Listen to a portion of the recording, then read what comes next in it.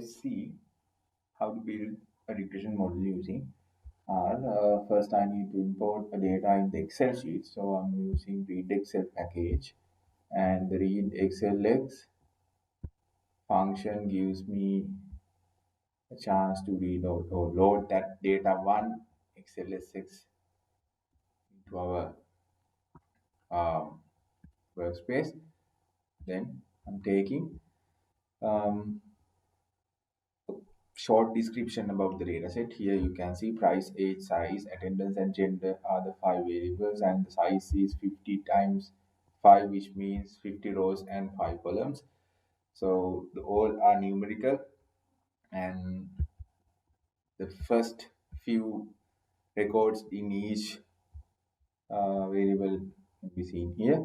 So gender is numerical, which means this gender is an indicator variable. So R automatically takes it as a numerical variable, but here R can work with factor variables directly in the linear modeling. So I am causing that gender as a factor, and price is my response variable, and age, size, attendance, and gender are the predictor variables, where gender is a factor and age, size, attendance are predictors of numerical, which means now I need to change the names, because here price, rupees, age, years is not appropriate to be in the model. So I edit the names using this command, and I take the summary of the data set now. So you can see all the numerical variables have this minimum, first quantile, median, mean, third quantile, and max. Output by the gender, we have two factors, and 1 is for males, 0 is for females. Now we can go to the model building process. Before that, we need to find the correlations of each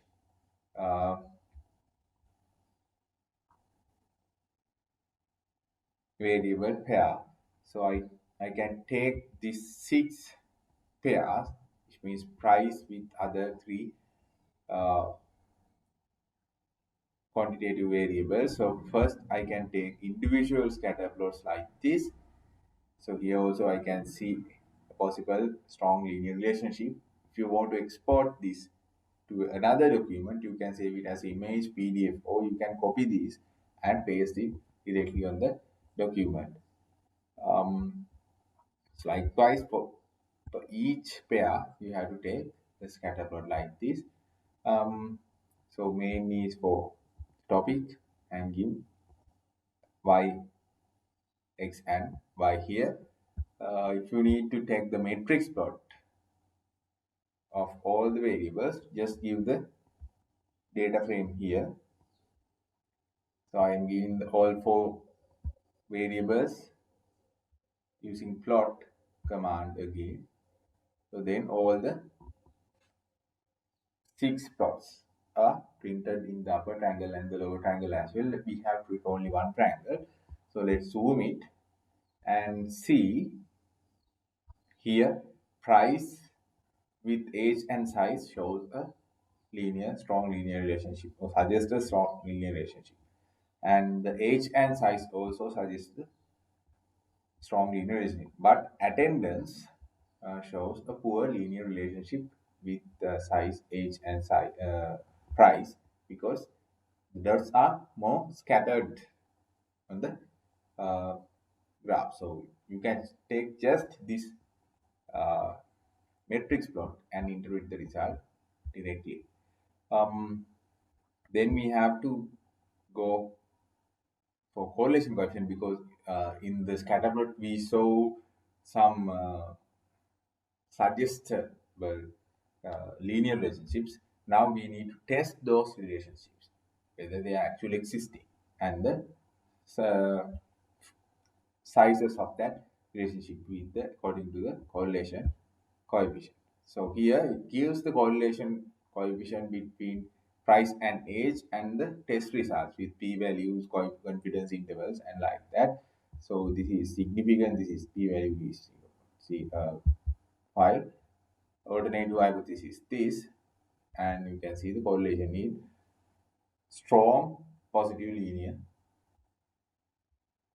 and you can take these correlation test results for each pair like we did in the scatter plot, your individual characters, or you can take the correlation matrix using core command and give the data set or the data frame to this command, and you can see all the correlation coefficients for 6 pairs are in the upper triangle and the lower triangle as well. So let's refer the upper triangle, and you can see the correlation coefficients between attendance and other 3 variables are weak, but age and price and size and price has strong linear relationships, while age and size also have a strong linear relationship. It means this suggests a possible multicorrelate effect in the model. Let's see how to get the multicorrelate.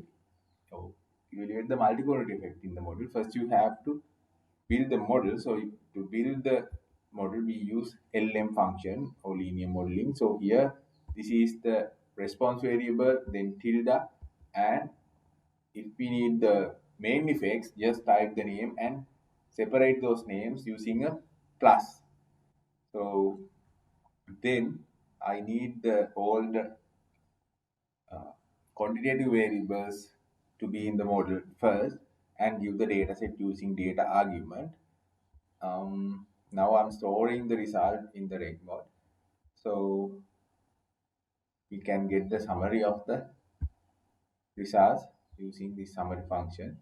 And you can see this is the summary of residuals, and this is the coefficients table. So under the estimated column, you can see the estimated values for coefficients, and the p-values says the individual hypothesis test for these parameters. So here beta naught, beta 1 and beta 2 are significant, which means they are not equal to 0, but attendance is insignificant, which means beta 3 is equal to 0 according to this data. So here first you have to look at this p-value, which means the model is significant. So then you have to go to these coefficients and interpret the or check whether the individual significance of these betas. If you find an insignificant value or variable, you can eliminate that and rebuild the model.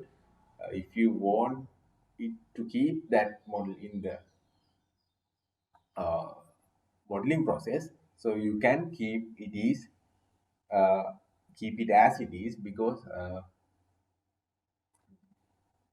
we need to input that main, so we need that main effect to be in the model, though it is insignificant.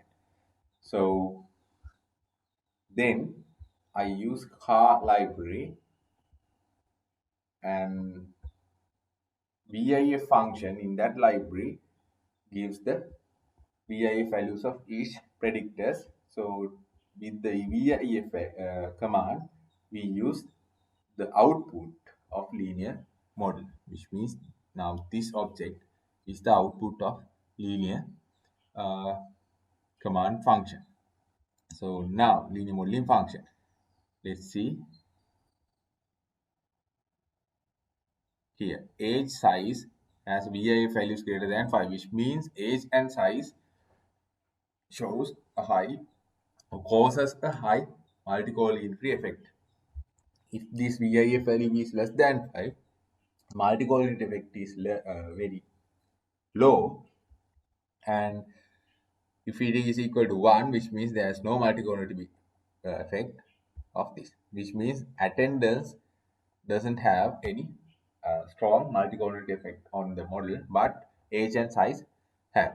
What we can do is we can eliminate one variable from age and size and build the model again to improve the model. So the next, but in this video I'm introducing the steps to you. So I move to the next model, which means a model with the interaction term of age and size. They are type the variable names and separate them with a colon. So now this is the interaction of age and size. and gender is a factor variable now. You can use that factor variable directly in here. So automatically the indicator variable will be generated. We don't need to generate this interaction variable and the gender indicator variables for the gender separately. And -1 gives the uh, model without the intercept. So if you need intercept, you can erase this -1. If you don't need the intercept, after giving all the variables at the end, put -1. So then the data set is this, and we can get the summary. So here you can see model is significant, and as adjusted R square value is 99%, which means sometimes this model can be uh, overfitted the data. So here we can see age and size are significant while others are insignificant, and you can see here in the output gender 0 and 1 for each cases. Let's see what happens if we model the data with the intercept. So here you can see about 90% of the variation of price can be described using these variables, and here you can see the reference level is 0 now. So gender 1, which means this coefficient is related to males. Um,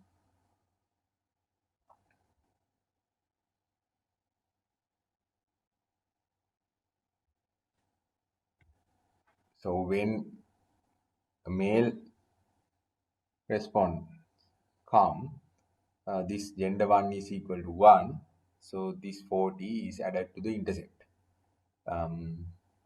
If the gender is female, this gender 1 is 0, so then that 40 is not going to be in the intercept. So the intercept is equal to the value in the intercept cell. So that is how we can introduce interaction terms and uh, qualitative variables or predictors to the model. Let's see the residual plot. So par MFRO gives uh, a grid to print multiple graphs or figures in one or graphs in one figure. So here 2 by 2 matrix will be uh, given in this plots space, which means if I use this command, then all the graphs should be or are filled in the one frame in 2 rows and 2 column pattern. Let's see. And plotting the Redmond 2, which means the results of the linear model function or LM function, it gives 4 plots, residual plots. So I can get those 4 plots in one figure now. Here 2 by 2, I use 2 2 because I need 2 rows and 2 columns like this. So you can see it here.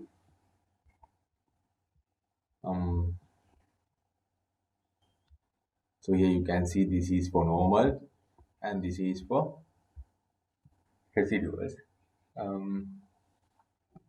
And it seems some assumptions are not valid in this model. So you can do transforms and build the model again. But let's see, if I need to check the normality of the residuals, I can use Shapiro test, and I can extract or assess the residuals of the output using the reg mod. Reg mod is a list, So you in that list we have residuals. So red mode dollar mark residuals and give it to the normality test Shapiro. So here you can see it is greater than 0.05.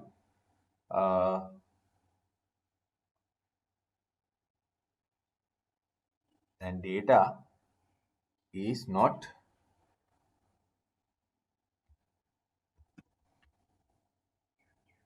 since it is greater than 0.05, we can say residuals are normally distributed. So if I want to take the ANOVA of this model, I can use ANOVA and give the linear model output here. So you can see the ANOVA model, and if you need the coefficients only, you can assess the coefficients using COIF. If you need the confidence intervals for coefficients, so you can use this confint, and variance covariance metrics can be assessed using VCO. This is how you can assess different outputs from this model. And let's see how to get the confidence band of a new observation. Suppose the new observation is age 150, size 100, attendance 1, and gender 1. This is gender male. So you have to give these four. It's better to give these four in a data frame. So I'm using a new ops data frame, and age is equal to 150, size 100, attendance 8, gender as factor 1. I'm creating it and using the predict function, give the model here. This is the build model, and this is the new observation, and I need the interval of the confidence of a new observation. So I give that interval equal to confidence. So this is the fitted value, and this is the confidence interval of a mean observation or mean response of the new observation. And in the same way, we can get the prediction band of a new observation. So this is the fitted value, these are equal, and this is the prediction band, and you can see prediction band is wider than the confidence band for the mean response of a new observation. So this is how you can extract things. And here, if you need to get the p-value of the model or the ANOVA table to a separate purpose or extract the p-value, so you can take the summary and resolve the summary or store the summary in a new variable object name, and you can assess the statistics now of that table. So this is the value of the f, and these are the degree of freedoms. Now p-value is the probability that f is greater than 170 with these two degree of freedoms. So pf, the probability of f, gives, you have to give the statistic here. If statistics 2 means this is the value, this is the first degree of freedom, this is the second degree of freedom, and we want to get the upper tail probability. So lower tail equal to false. So this is the p-value of the RegMod 2 model for the ANOVA test, which means the model is significant. You can use this p-value and the coefficient values and also the p-values of the coefficients for computational purposes, which means if you need to perform the regression analysis for large number of times, so you can get the data set, fit the model, extract the p-value of the ANOVA table or p-values of individual parameters or the estimated values of individual parameters, and store them in a separate vector, and you can build the empirical distribution of fitted values, or the estimated betas, or you can check the power of the test, or the number of rejections, or the accepted hypotheses in each term.